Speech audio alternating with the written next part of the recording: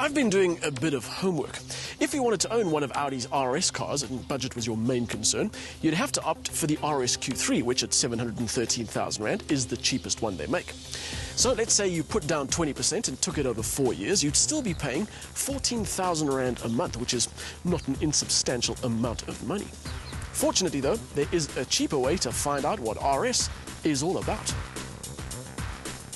It's called the Audi Sportscar Experience, and although you won't get to park the car in your garage every night, for 3,500 Rand you can sample the RS Q3 and the RS4 Avant, RS5, RS7 and R8 in an environment that showcases exactly what they can do. We asked Chief Instructor Mark Allison just who the experience is aimed at. Pretty much anyone can arrive and get the full experience. Obviously, you do need a driving license. That's important from an insurance point of view.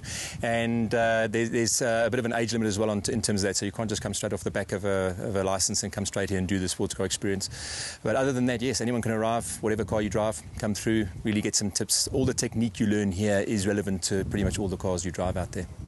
Those tips and tricks he's talking about are the advanced driving kind, and if nothing else, they really do change your driving mindset once you've experienced the difference they make on track. On the face of it, the Q3 is the least likely member of the Audi family for the RS treatment, being a responsible, family-friendly, compact SUV. Fortunately, Audi didn't take that into consideration and had a go at it anyway, and now it's time to get this sports car experience underway. When we drove the RS Q3 earlier this year, we came away impressed. It was only the car's light steering that proved to be a disappointment in what was otherwise a very solid package. If I was forced at gunpoint to pick a favorite RS car, it would be this one, the RS4 Avant. And if I was forced at gunpoint to explain why I chose the RS4 Avant, I'd promptly be shot because I couldn't tell you exactly what it is about this car that I like so much. It's not necessarily better looking or better sounding or faster than any of the others, but there is definitely something about it. Maybe it's the sleeper aspect of it, that you wouldn't expect the kinds of noise and power and performance that it has to be packed into something that is essentially one of the most domesticized body shapes you can buy. Although it does have immense attitude, this thing. Short of their race-winning LMP cars, the R8 V10 Plus is the pinnacle of Audi's performance abilities.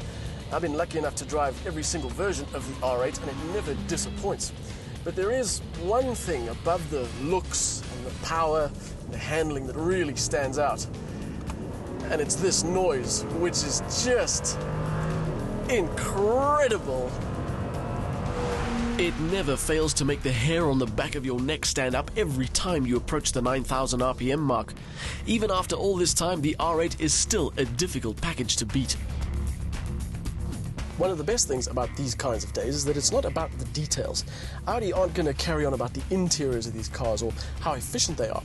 It's about the performance, and of course, it's also an opportunity to drive cars that you might not normally get the chance to, even guys like me who drive cars for a living. I've never driven the Audi RS7 before, so I'm quite looking forward to what 412 kilowatts and 700 Newton meters feels like.